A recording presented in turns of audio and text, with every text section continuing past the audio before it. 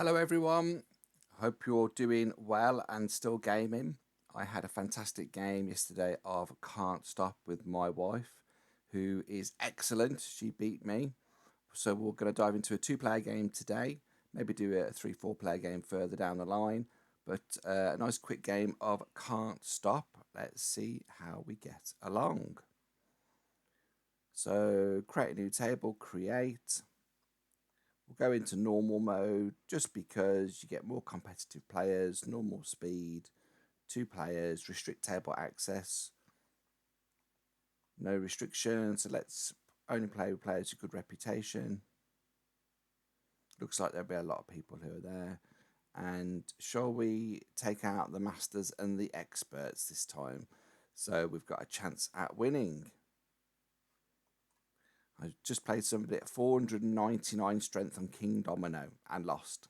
So this will give us a chance of playing people at our ranking that we're 173 at the moment. So we're playing with 2 players, opening up to other people. Here we go. Someone from Australia, Rosie Knows. So the goal of just one is to be the first person to fill 3 columns. As soon as the 3rd column is filled, then that's the end of the game. I actually have this version of the game as well in person. It's so fun. As soon as people realize how it works and it clicks, it's like, oh, I see. And they just keep trying to push their luck. The way I like to play is get 6, 7, and 8s all on the board, even if we're not pushing too hard early on. And that way you've got the best chances of progressing. How do you like to play? I've kind of got a theory that people who are best at maths tend to win this game more often than people who are not as good as maths. I'm in the average camp for maths. So let's see where we start off. It's not a bad start. Could do with a 7 or an 8 on the next. We've got a 7 here. But then sometimes it's good to have a cheeky 2 that you can progress on. But we'll stick with the strategy. So we'll continue. We should be able to re-roll a 6, 7 or a 9. There we go. There's our 7. And we'll continue on this path. A double 7. Always take a double when they come up in my experience. How do you like to play? Tell me in the comments. Should we stop there and lock those in? We should probably roll a 6, 7 or a 9 if we continue. Progress on 6 and 7. Should we squeeze one more out of it? Come on, let's see what happens. Here we go. Progress on a 7. So we're trying to lock that 7 in as the easiest route to the top before Rosie Knows gets there ahead of us. So she's got an 8 on the board.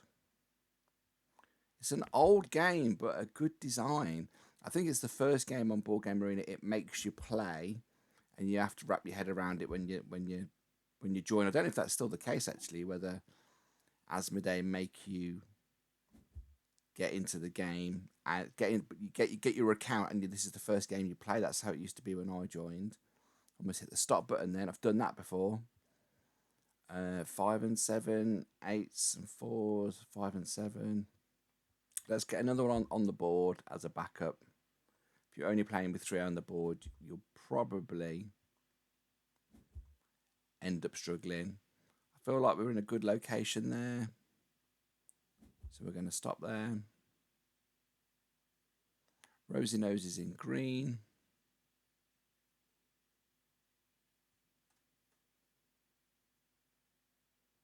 What's she going to go for?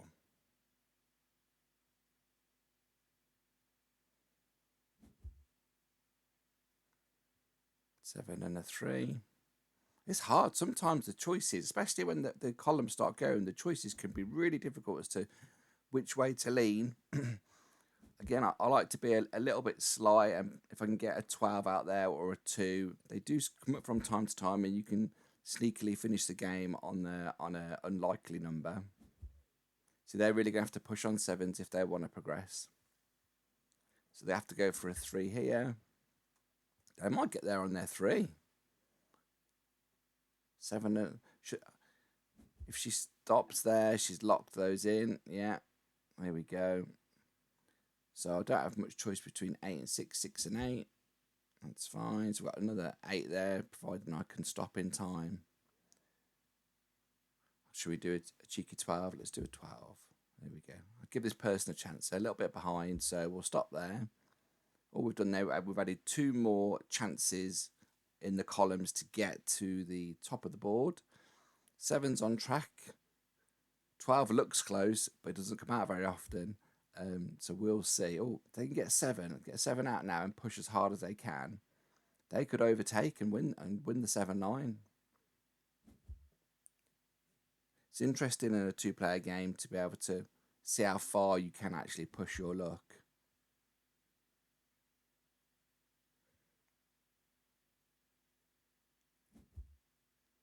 I've actually done it once where I finished the whole 7 column on my very first turn, much to my wife's annoyance.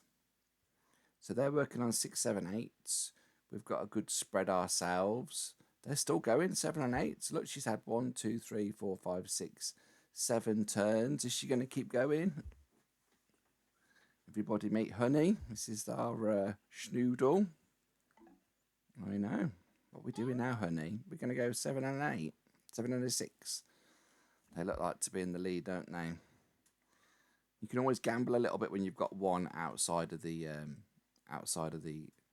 board. 11 and 4 isn't benefiting us, so we're going to go with 8 and 7. We'll lock that in. We're only 2 from the top. That person's got a good chance to pull it back, hopefully, and that's the thing. If they're brave enough to keep going and the dice are kind, then she will hopefully be able to catch us up.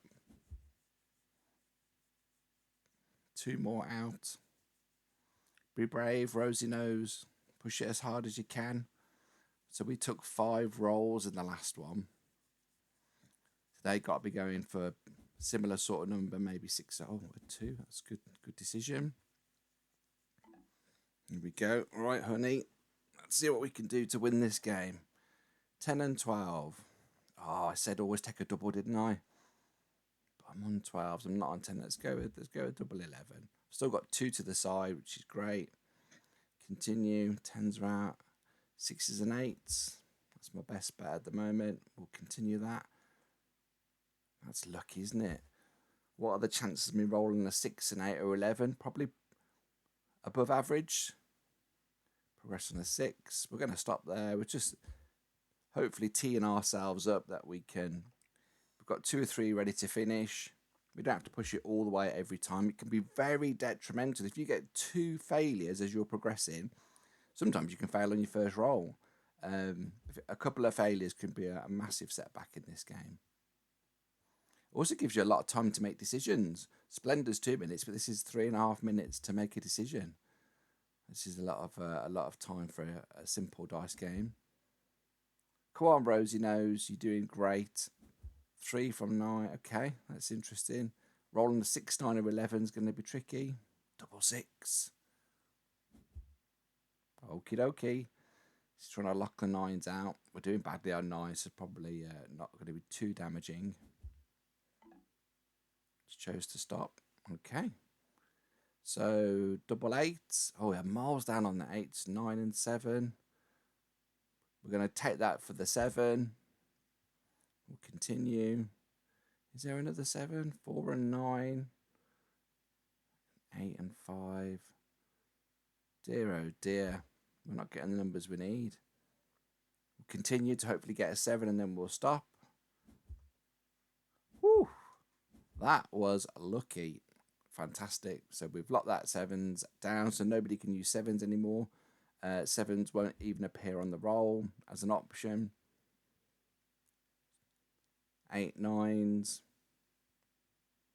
Oh, if they'd have rolled a 9, they could have locked that one down. So we're still working on 11, 12, 6s. Looks like 9's going to be off the table soon. I haven't rolled that many 8s in this game. Here we go. So progress on 11. 11's getting up there. We might be able to lock them out of 11 as well. 4 and 8. We're not on 3s. 8's ahead of 5. Let's go with that one. I'm going to stop there just because then if we can get one more 11, they've got to roll 2 11s, which is very unlikely. I think we could probably squeeze one more 11 before they can. Also, 6 is right up there. Our sneaky 12 strategy is not doing that well. Goodness me, Rosie knows you are getting right up there. Fighting back, making a right game of it. Column 2. Oh, progress on 11. Not doing it.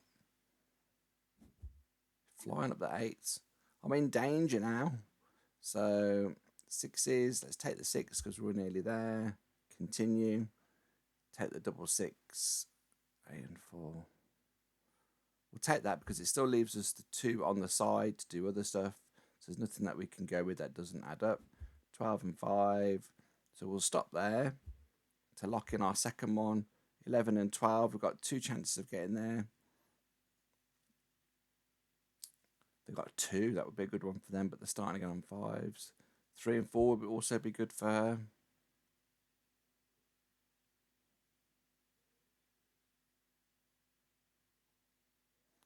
She's going to keep pushing. She can't stop. She's going all the way.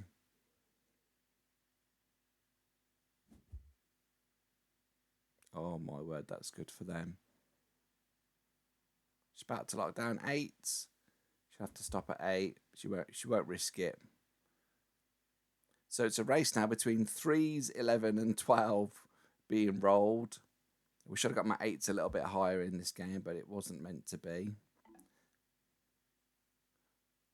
Oh, she's unable. Oh, she got greedy. She could have stopped on 8s and she went again. She literally couldn't stop.